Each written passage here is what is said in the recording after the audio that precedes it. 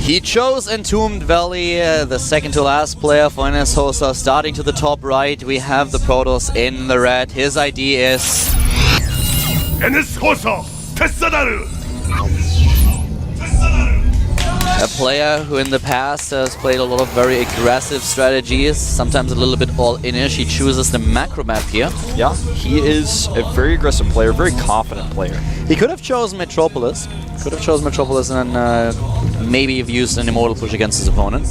He's starting against the Zerg at the bottom right. In the blue, we have the Fnatic player who just took down Scalp. It is... Fnatic late call, Pure!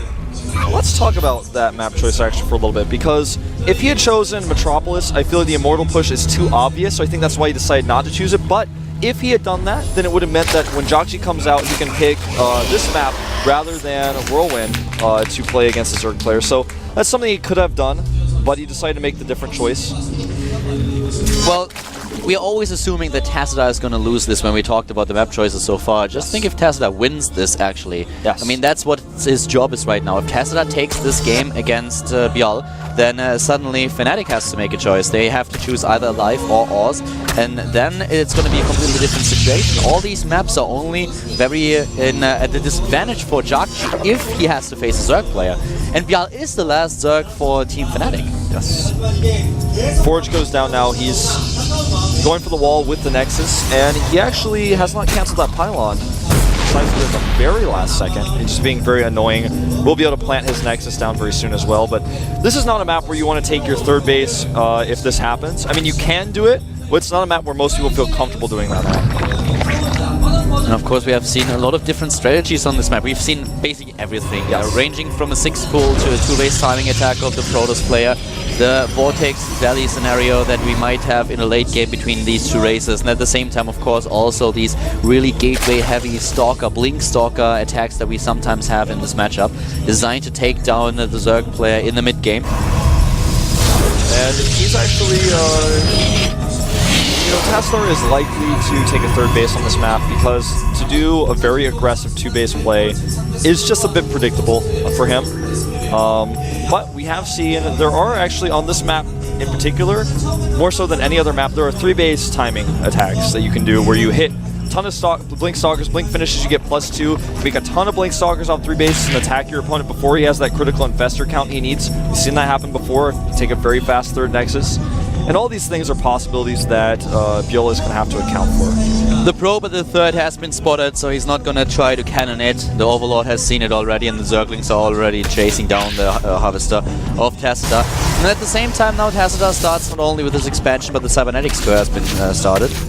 And usually, if you take the third base as a Protoss here, you can't just expand safely, take the fourth as well, and then the entire Protoss tech tree is open to you. You can do whatever you want, you can go straight for the mothership later on as soon as your opponent starts with the Greater Spire. And really a lot of choices and long maps that we've seen. And one of the things that we also have seen, for example, is a mass carrier play by some Protoss players. And I'm actually quite happy that Blizzard decided to introduce the carrier back into Heart of the Swamp. We talked about a few of the changes earlier, but yeah, the carrier is back. And +1 is being researched right now for Tassadar. This is something that I believe he did see. It's actually hard to tell with vision of the Forge because it looks like it's spinning or it's not. It's hard to say if he actually saw that or not, but it's something he wants to know and will likely verify later. The rocks for Bill have not been touched yet. He just did not want to make the Lings to actually go ahead and attack those. When you have only a few Lings on the map, you want to use those to try to scout, deny probes, and then once you get a few more Lings out later, you go for the rocks. So that's something that could become important. The probe is actually, again, out on the map, another one. Making sure that there is really a third base, that it hasn't been cancelled, that there's not some kind of crazy attack coming the Protoss player's way. So really making sure that there is a third base. Now starting with 3 additional gates, 4 additional gates in the main base. Look at that. Yeah, this is a stronger way of pressuring. And he's got the robotics to come out as well. So not an all-in by any means, but it is very aggressive, and he does need to do some kind of damage here if he wants to hope to be able to transition. This is a really strong push that is coming Bial's way right now. And with no rocks destroyed, it's going to make it all the more difficult to hold. Warp Prism on the way. Ah, wow, he sees it. He has the Overlord in position. He sees all the gateways. He knows, okay, well, that is a little bit out of the ordinary. This is not what he expected. He expected the third to be claimed a little bit earlier, but that's not what Tacita is going to do. So now, actually, Bjal can defend against this. He can prepare. And he's making 16 links already. No wasted larva on getting those extra units out that you normally want. The Warp Prism is actually unscouted though, and he will want to see that. If he doesn't see that, then he may find himself with his pants down a little bit. And those links are just running away a second before they would have spotted the Warp Prism. Now he needs the roaches because these Zealots do have +1. He's going to orphan a ton more. There they are. Targets down the Warp Prism immediately with the Queen as well. But will the Queen actually survive? That's the question. He needs those roaches. That's a lot of Zealots, and you're so right. He needs those roaches, and on creep they will be able to do a lot of damage to the Zealots, but the next round of Warp-ins is ready very, very soon. Oh, that was so close to the roaches. Had they been trapped by the Zealots there, that could have been a terrible situation. He still has to fight with the drones a little bit here, but he will hold. The next wave of Zealots is already incoming though. He warps in a lot of Zealots, you're so right, and he's taking down Harvesters, and those roaches, they are, most of them are actually just trying to focus out on Zealot after Zealot, but they tank a lot of damage, and the Harvester count, he killed 4 so far, not too many. Resources lost is now in favor of our Zerg player, of Yao, who is just now about to complete his Latek. He's down on workers, he lost some mining time with his drone pull, but the tech is so important. You're right here because as soon as that layer is done, he's going to go ahead and start his roach team most likely. He could go Infestors though, because the position this puts him in tech-wise. Yeah, another drop here also with the Warp Prism, but this time the Zealot dies, both of them actually. And now the Twilight Council is halfway done for the Protoss, but at the same time, speed for the Roaches being started. He still has 3 bases against 2, saturating 3 mineral lines instead of 2 is of course really helpful here for Bjal, who also takes a macro hatch right now and is just droning up the entire time. He took the lead in Harvesters, he's at 53 to 49. And it's looking at a pretty strong economy. Tacita has to be really careful here. The Overlord that came in the main base actually got away, will not die. Sentry's trying to chase it right now. And he's got this Roach Blink presence on the map as well that was there to defend the attack, but now it can be used to slow down the third Nexus. He sees the rocks are now being destroyed, so he knows, okay, this is the next phase where he's going to put this Nexus up. And now I have a choice to make. Do I try to pressure him with Roach Blink attacks, or do I take a 4th on my infestation pit?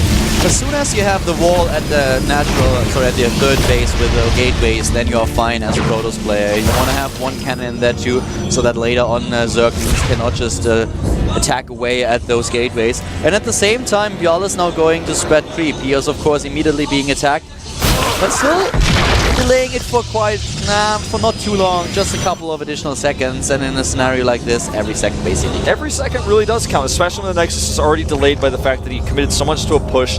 It did some damage, but it was definitely well defended by Bill. And it looks like his choice here is going to be to go ahead and grab that infestation pit. Macro Hatch, as mentioned earlier, now finishing up. 9 Overlords on the way. He doesn't want to be supply blocked at all for the rest of this game. You know, the thing is also that at this point in time, while we have the Blink coming up, the Infestation Pit, as you already mentioned, is nearly done. So if he decides to go for a really gateway-heavy attack with those big Stalkers that we talked about earlier, then he will have to face the Fungal, and this is going to be a big problem. I love how he uses this Warp Prism and the Observer to take down a couple of Creep Tumors and just tries to slow down the creep spread of his opponent. Yeah. People have really figured out how you can do this with Void Rays, for example, with Warp Prism. It's great to see. Zealot here on the block is going to be able to easily deny this attack. And not a lot lost here. He's trying to decide if he wants to go for that Forge, decides not to and pulls back. I think that's the better choice here. But just keeping the pressure on as he gets that Infestation Pit Pathogen Gland research going. A lot of extra Overlords, actually. 3 additional ones, even though he's already got 200 supply available to him. He's really being a pain with the Warp Prism. Every single time he starts to drop a couple of Zealots, just draws his opponent out once again. And even though the original attack was not too devastating to Bjal defended really well and Tacita did not a lot of damage, lost actually a lot of minerals, he's now in a position where he can still annoy his opponent. Yeah, he's going to come in and do it exactly that. As soon as he sees the Observer, he gets to move out, Zealots come in. Unfortunately, this time there were enough units back at home defending. He even got that Spore Crawler up, so this will likely stop. Storm is on the way. Templar coming into the mix a little bit early here. Yeah, exactly. That's one of the things that's pretty cool here. So he can use Archons, he can use Storm. He could actually go for Storm drops. And 5 Infestors coming out. he's got that 4th base a little bit later than I expected him to. And he's getting charged as well, so he's going into this composition where you use dump your minerals into zealots mostly and use a ton of drop play. Charge, of course, not really that useful in a straight-up fight against a Zerg, but when you run into the main base, you want to snipe that structure, being able to run there a lot faster is pretty useful. The Infestor account that's being built now is actually 7. The 4th is nearly done, and we have a lot of additional upgrades as well. The Warper is once again trying to pull something off here. But if he goes for Storm Drops, that would actually be so interesting. The upgrades right now are very heavily in the favor of Pros. This happens oftentimes when you have to switch your tech as a Zerg player, because you always do. You start the Roach upgrades first, but then your Lings are behind, you got to catch up with those. Whereas the Pros army, all of the ground upgrades are the same, so you get that +3 very quick. At this point, what I would actually expect is Fjall building a lot more drones, droning up to, let's say, roughly 90, get those saturations going on, start with the Spike Collars, which is what he does right now. And there's also the Hive deck. I was a little bit worried that he would transition into this too late, because the Spire is already halfway done, and of course you want to just transition into the late game. And here comes the Storm Drop. We've been talking about it. Here it is. Gets a decent amount of drones and feedbacks the Queen. Unfortunately, not enough to kill it. He kills 10 drones in total, or has killed 10. And actually, that was an Infestor feedback, which he did kill, my mistake. So that's pretty cool. He gets away with that. And the worker count actually has been pretty much consistently in favor of Tassadar throughout this game, so he's been having a great economy. Slightly ahead now for Bjal. He wants to fight these roaches. Yeah, and you're right, the worker count, he does pull ahead. He dumps so many of his workers into these spine crawlers as well, that's one reason. The thing is, we have 4 Immortals, and Immortals are pretty good against Spine Crawlers, but has no intention of attacking here. And as we mentioned already earlier, if you have the 3rd as a Protoss, you can just push out, take your 4th. 2 full energy High Templar are getting knocked down here. Storm does hit those roaches, but it doesn't really matter because they're just going to run away now. They can regenerate. Yeah, it's really unfortunate for him that he lost though to High Templars. But he already starts his transition into the Stargate. He wants to have the mothership. He wants to make sure that he has everything just in place.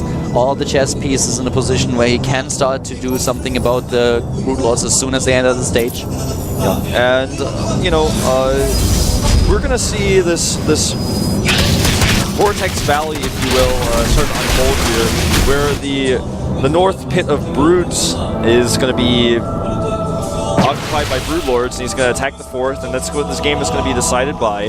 Oftentimes, players will try to switch into Ultralisk, but this is definitely not the choice that he wants to make right now. Yeah, we have this time we actually have no Colossi, and this enabled him to get, of course, those 4 Immortals, and he's pushing out right now with a pretty strong army. But the supply advantage is in favor of Tassadar, who pauses the game as he attacks. Wow, that is like the worst case scenario. Well, you can actually argue about it if it's the worst case. The worst case would actually him pausing in between the fight. But right now, he just started to attack his opponent's 4th base. And at the same time, we have now Tassadar actually being attacked at his... Is this the 3rd? He's attacking his 3rd and his natural. Exactly. He's got 2 groups of units going into both of those bases. And not only is there an attack at the 4th base right now, the Zerg, but he's also got a heavy Warp Prism attack coming into the natural as well. So he's got a strong group of units that is going to have to be contended with. And this pause just makes everything all the more stressful. Yeah, exactly. We have 200 supply for both players right now. And just having a look at the army supply, we have 124 against 116. The bank for Tassadar is a little bit better looking at the screen right now with 2,000 minerals, 700 gas against Bjal, who has 1,600 minerals. And the position with this is awesome for you with the Warp Prism in another location, because as his units die on the main fight where he's trying to attack the 4th, every single supply can be just immediately replaced on the other side of the map with Zealots, attacking tech, attacking hatcheries, and that's what he's probably going to do here. Right now we cannot really have a closer look at what exactly Tassadar has in his main base, because there's really a heavy attack coming his way, not only at the 3rd base that is currently being attacked. Of course, he walled off completely. He has 1 Karen in place, but there are roaches and Zerglings trying to crush through those 3 gateways that he placed down to just wall off completely. And at the natural, that's actually the bigger force that is just trying to run up the ramp, while we have the entire army of his opponent now at the bottom left, as we already mentioned. So you can see the referees there in Tassadar's booth, and here's a shot at Bjalt. Now, the other thing that we need to mention as well is the Greater Spire is about 70% done here, and this is what he wanted to have before this attack occurred. So this is a great timing by Tassadar, and now we may end up finding ourselves in a base raid scenario like where they're actually trying to occupy each other's bases, and the Broodlords are just not going to come into play at all in this entire game, and that's just like unfortunate as a Zerg player, because the reason why he's so vulnerable here is because he's trying to get those Broodlords out. Yeah, exactly. At this point, there is basically... Well, if Tacita just continues attacking, there's a very, very slim chance that Bial is actually able to get the Broodlords out. So he may use Aspire to make Mutalisk if it really becomes a elimination race where he wants to get the Mutas out to use them for mobility. But he could. He has the gas. He has 1,100 gas already. So if he loses a big amount of his drones, for example, or if he loses the army that is currently defending, or the big part of the army that is attacking his opponent, then he could actually just build Mutalisk and try to go for the space race. You're so right. But there's so many Stalkers on the map as well with 22 and the High Temple of the Storm. Obviously, this is all going to change very quickly as the fights occur, and there's still no real update on what's going on with Tacitar's PC, so I'm not sure what's going on there. You know, one question is also, where exactly are all these infestors? Have we infestors still that could defend, that are actually at the bottom, who could use a couple of fungals, always assuming that Tacita is not able to kill them with the feedback, of course. There are 8 infestors in total on the map. And I think, just based on looking at the minimap right now, I kind of have to guess, but I think they're lurking around those spine crawlers, which is where you want them. You want to lock them down so spines do their extra damage. The spines won't be able to hold Tacita for too long because they are just in one line, and the way that Tacita is approaching this, he could kill them one by one. Exactly. That's the line problem. The line is designed to prevent an attack directly from the front, but you're right, he's approaching from a different angle, which is also an angle where there's no creep. And also, you mentioned it, the War Prism that we have. Yes. So that's another issue, of course, for Bial right now. He could have a War Prism in his main base and then suddenly has to face not only the units at the 4th and at the 3rd, but at the same time take care of his main. So this is a really stressful situation for both of them, and this pause happening exactly at this point in time is like, it's something, I mean, they can just calm down, recollect now, and just look at this, and as soon as the game has been started again, they can immediately get back into the match, but that's really stressful for both of them. It is really stressful. I want to mention one more thing. We talked about almost every stat available on the books here, but he has 48 larvae, so he's been hitting his injects pretty well, and that means that when he loses his army, if he does lose, he can remake. The thing is, with the way this game is playing out, he's going to have a worse composition that's probably not going to die, because he's killing the Protoss opponent, so he can't really remax with other units that he might want, and the Greater Spire isn't done, so that larva that he has, he's got a lot of it, but it's not going to be very useful here. I'm actually probably almost as stressed out as these players are, because I'm like, the place that it's paused on my screen is watching Lings run in where they're blocked out by gateways, and I'm like, well... You know what Tacita is facing as well is a couple of new spine crawlers that Bial is just now building. So 5. Bial has already identified, okay, the problem is that my opponent will take down my 4th. This is basically a given. I have to defend. I might be able to just buy myself some time to get those Corruptors, to get those Broodlords into the picture when my Greater Spire has been finished. So if he's actually in a position where he can use one of the choke points to build a lot of spine crawlers and defend a little bit longer against Tacita's army and just drag the inevitable out, then he might be able to get those Broodlords. Yeah. And we don't have a lot against the Broodlords just yet. It's not like we have a mothership here. Well, we can see both coaches, of course, Juani and the Innisosa coach, talking it out here with our head referee. And Juno is just letting them know what the choices are, because oftentimes in this type of situation, the players are given kind of an option. Like, all right, you can either accept this or you can accept this. These are your choices. These are the consequences of the choices that you may make. And it looks like they came to an agreement, so we're going to get an update as soon as our producer finds out, and he'll tell us. Maybe it's some lag issues with the PC, because it can't be hotkey issues. That's something that he would have found out a little bit earlier, probably already in the... Actually, yeah, I didn't look at the APM tab, and that's something that I'm curious about. Current APM for Tastar is at 12, but that's because he typed PP. So yeah, I guess so. So his average APM is still at 238, so it's not like he's had suddenly a problem. Okay. The game is going to be restarted because his PC was lagging, and he said he's been lagging the entire game. Wait a second. It's been determined his computer has been lagging so much that he cannot continue to play the game, and the referees have agreed that this is the case. This is actually kind of... Okay, so guys, just to make that clear, we are not resuming the game, we are actually restarting? Yes, I believe. Wow. Yep, they're leaving the game. I'm actually just so surprised by this decision. Okay, just to give you a little bit of an idea about the state, we talked about the positions for the attack. Resources lost for them are 3,300 for Tacita and 2,900 for his opponent. So in this term, it's still pretty even, but we actually restart the entire game. Wow. That is the first time that actually I don't think this has ever happened, except there's cases where players have dropped. I think that only happened twice, if I can remember. I remember Damaga versus MVP was a sick game on Tolerant Altar where it was like one of the best games I've ever seen, and then there was a drop. I remember that happened once. Well, we're just going to have everything start from square one here, which... I'm staring at the screen and I still can't believe it. We are back in the lobby. Yeah. Everyone left. I'm in the lobby, and I'm like looking at it, and I feel like I'm about to have a deja vu moment or something. That was actually about a 30-minute game that we were in as well already. So this is actually pretty stressful for the players as well. And now we need this functional that Blizzard is going to introduce with Heart of the Swarm that you can actually restart a game. Yeah. That's not in the beta yet. I was hoping I could play around with it, but I'm sure it'll be introduced pretty soon. They have confirmed that's going to be a feature. I wanted to see that fight. That looked like a pretty sick scenario on the map. Yeah. I mean, the minimap, you could literally see those two armies charging into the main base of their opponent. And, you know, it's hard to determine one player being ahead or not, because they're both literally knocking on each other's doors. No units have died yet. Yeah. It's like, I'm on my screen, it was frozen where the Lings were like running up the ramp to do their first scratch on the gateway. Guys, the countdown has started, so we are going at it again. Byal against Tessida. The score in the GSTL match between Fnatic and Sosa is 3-2-3 right now. And, well, we are on the loading screen. Yep. It is once again a PvZ on Entombed Valley. This is Byal against Tessida. Yeah. Take two. Take two. And action. I don't even know if we're going to have new intros, I suppose. No play intro, nothing, but you guys know who's starting at the top left. It is the Zerg player in the blue. This is starting for Fnatic. It is Byal. And starting to the bottom right, the player who paused the game, who received a warning because he did not, well, actually just talk about it earlier. Yeah, he waited for way too long to make this. A statement that it's been lagging the whole game and it's unplayable. Waiting that long to say it doesn't quite make sense enough to warrant just a regular regame. Yeah, this is a little bit crazy. I mean, it's like not fair that his computer was lagging, but on the other hand, it's like, well, you should have said something about that earlier, man.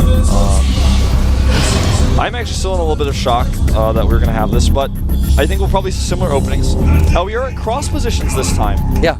So slightly different. Warp Prism Harass is going to be a little bit less effective in this type of scenario. It's really hard to actually think about what could have been done differently. If it was really lagging so hard, there was nothing that you can actually do. That was really unbearable. And I think just starting to resume the game and hoping for the best in this situation, where every second counts in the situation we're currently in, would probably have been a little bit too much. And because no one had really like a huge advantage in the game already, a regame is something that you can go for. Actually, like, both coaches didn't seem too happy about it, but still like, okay, well, we guess that's the only thing we can do right now. Yeah, and what it comes down to, really, is who's got the better mind here going into this next game. Who's going to be least affected by this? And I feel, if I had to guess, based on the confidence we see from Tasser, not only in the booth but outside the booth, and because he's the one who paused and asked for this in the first place, he's probably going to be feeling the best about this. Now, he's going to attempt a cannon here. Great block, great scouting information here by the Zerg player, and he's just going to have to cannon. I mean, it's not like his plan is to cannon, but he saw an opportunity, but unfortunately, Byal latched onto that probe. We've seen cannonings in the past on this map. It's a great map for cannoning. Yeah, you have to be really, really careful when you start with an opening like that. You always have to have a couple of your drones at the bottom, and this is something that Byal does really well. So he starts things off a little bit more greedy. But yeah, this is game number 2 on Entombed Valley. Byal and Tessida once again going at it, and let's see how this is going to turn out. So far, both of them are deciding once again to go more for this macro style. Yeah. And, you know, another disconnect game that you and I commentated at GSTL Finals. Don't remind me of that. When that game was replayed, the players played the exact same builds. It was eerie. And we may see something similar to that because you prepare for a specific matchup, and that's something you've got planned. You got a build planned as well, and something you just get yanked out of the game. Oftentimes you want to continue the exact same fashion as before. Alright, so at this point in time we have the third base coming up for Byal, actually a lot faster than in the last game, so talking about him being a little bit more greedy. He's basically putting down the second hatch as the second expansion at 420. Yeah. Probe using the watchtower actually to be able to escape the Zergling initially and then get over to check the space. One difference in these games to start with is, in the last game, Tastor was able to significantly delay the natural with his probe with the pylon block. He was very annoying about that, but not so much this game. And if you talked about the positions being crossed now, this also means that a Warp Prism play won't be as effective as it was on the last map because the distance between the two bases is of course a lot bigger. He's not getting +1. I think he's going to do a different build. He's got a pylon at the back of his base. He may actually hide Phoenixes there. I think that's entirely... Oh, wow. He's going to do DTs. He's going straight for the Twilight for the DTs, yes. Wow. He's got the probe on the map, still hidden. The Zergling is desperately checking for it, but he's going to hide in the perfect spot where he can make a warp and pylon over to the left. This is so cool. No, he may actually make that pylon and hide the Dark Shrine there as well. Oh, this is actually... This is a little bit stressful. I like the choice though. I think it's pretty awesome. I think this is something that really may catch the Zerg player off guard.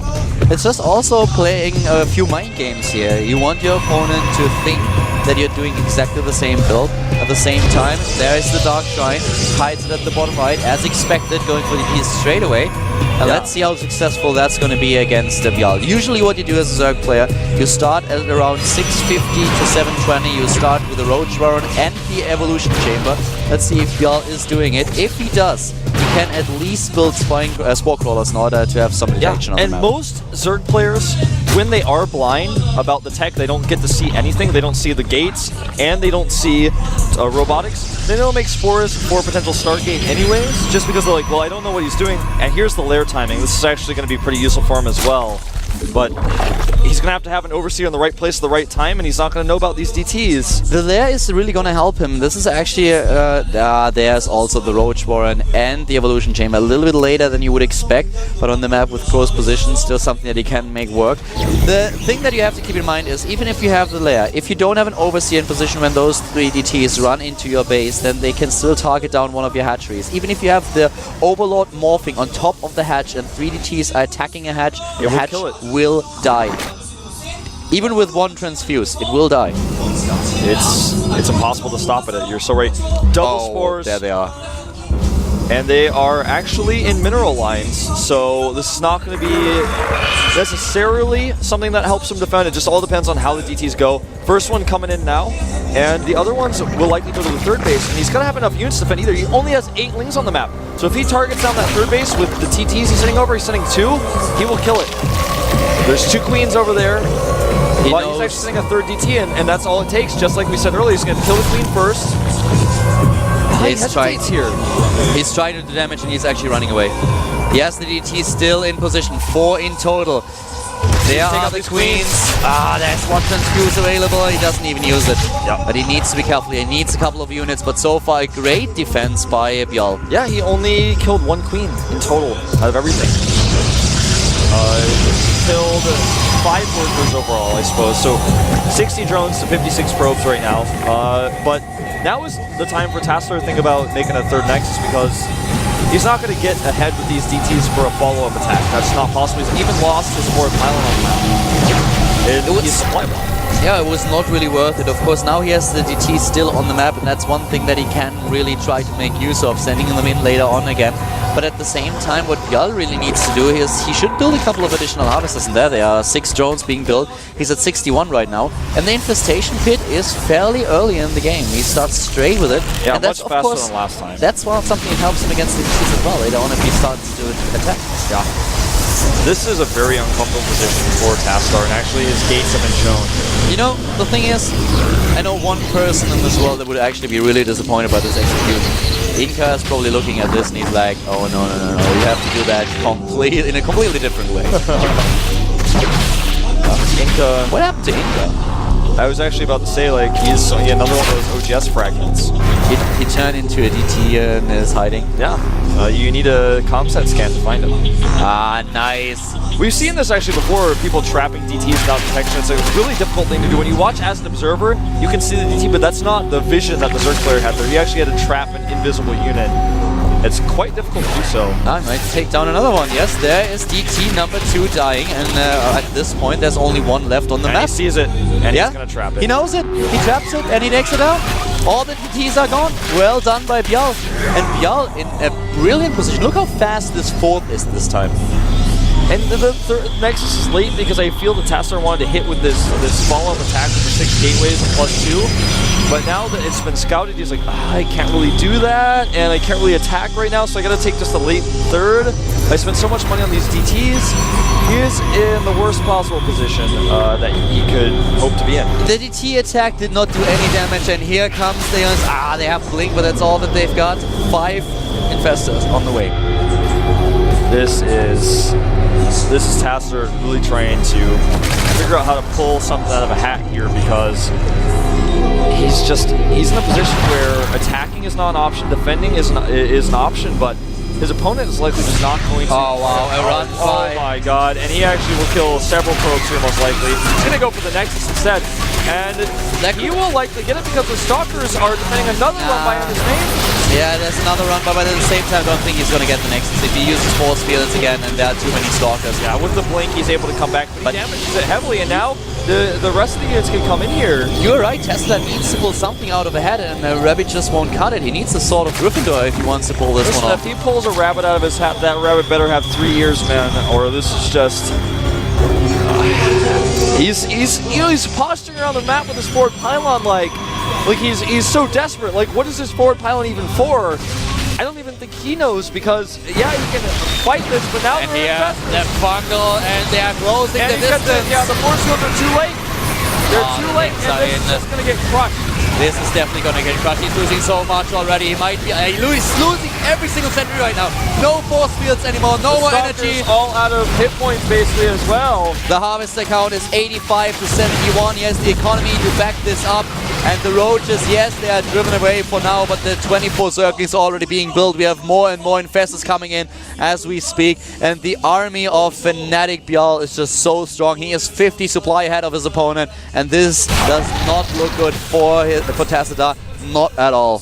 Yeah. And, you know, looking back, trying to look at Joxy's facial expression, he's actually sitting next to the coach talking to him right now. And I think that he's going to have to come out here. Joxy come out to play, we'll see. Greater Spire is now being built, more roaches are being built, his army is so much stronger. He has 4 bases against 3. Yeah, his infestor count is now up to 10. 10 out of 10, man. That's what I'd give him right now, his chances to go through here. And Carapace is on the way. Yeah, the upgrades are better for weapons, for the NSOSA Protoss, but he doesn't quite have the Stalker count he needs to win a decisive battle. The Zealots he's got are not going to be useful with their bundles. 110 army supply against 70, and here comes Bjal, goes in with Infested Terrans. He can use the Fungals as well if he wants to, and he does it. Fungals those Stalkers, and Tassadar is now on his last leg. He's trying to make this work, but Bjal is just so aggressive right now. He's trading way better than his opponent, has the better economy too, and those few GTs that he sends to the right side of the map, they won't help him. More and more Infested Terrans right now. He's got an Overseer position at his third base. He can defend it with reinforcements easily. Tassadar is going to die here. You know, it's unfortunate we had to have this regame and things played out this way. GG. You know, who knows what would have happened if he didn't have to regame. Nobody's going to know. There's no all-powerful being that's going to be able to determine that either, man. It's just, it's over. This is how the reality of this world is. We could ask Nesty. I guess we could ask Nesty what he thinks about it, and he could give us an answer, but I'm just afraid that he might wake up. This is a great position for Fnatic. They have pulled out the Joxy. Yeah, Joxy is now the last man standing, of course, for NSOSA, and Bjal can face the Terran player, and at this point Fnatic will already choose the next player he will prepare in the booth. So at this point in time right now we have the last man for NSOSA, and Bjal is his first opponent. And What map do you actually think he's going to pick? Whirlwind or Metropolis? What's it going to be? I actually think he's going to pick Whirlwind. Yeah, I think so. I mean, Whirlwind is a big map. It's a tough map, but Jockchi is a player who can play on the longer map. But it's kind of irrelevant if you think about it, because he has to play on both maps no matter what, as he's the last player. So it's like... But not against Zerg. That's true. That's actually... Yes. Okay. So... Yeah, I would actually pick Whirlwind. You actually, basically, you just like crumpled me up in a ball and like threw me into the trash can, and then you were like 2 points. I was like, oh my god. But yeah, you're so Calder right. 2, Wolf 0. Yeah, you got 2 points for that one, man. All right, Jockchi. I mean, the lights are dim for Jockchi. It basically has to be Whirlwind at this point in time. Because I think so. If you think about Jockchi's style, he's so strong in the late game. His macro is just incredible. And Yal, of course, not really surprised yet. It's the last player on the bench, so who else could it have been? But right now we're just waiting for the map to be hosted, and we want to know, is it going to be Whirlwind or Metropolis? Kwani is texting his girlfriend during this moment in time, but here is Jockchi sitting in the booth. Just like every NS Hosa player before him, he's got the jacket on his shoulders on the chair there. It's probably the same jacket. It actually probably is, man. I think you're right. It would be kind of silly if they kept switching that out. Look at Jockchi's record. He has come out from first to last. Win record of over 1.0, meaning that he wins more often than losing, and he is the crucial player for his team. Everybody knows it. Everyone on the internet's joking about it right now as we speak, saying, well, he came out last. He's normally the player who can win for his team only, in fact, but he just needs 2 wins. But if he dies, his team dies with him. They will not advance to the regular season here. What was the last time when Jockchi was used by NS Hosa and he did not get a single win? It happened in the last season, but I can actually not remember against which team. Was it the day that I cast with Artosis? I think it may have been that don't day. know. But well, here's Bjall. So we have another Zerg versus Terran, and before we head into the last game, we still don't know the map. We will actually have a 5-minute break. We are back after a short break to the possible last game of the day. Will Jockchi be able to defeat Bjall and force out the last player for Fnatic? We will find out in 5 minutes. See you soon.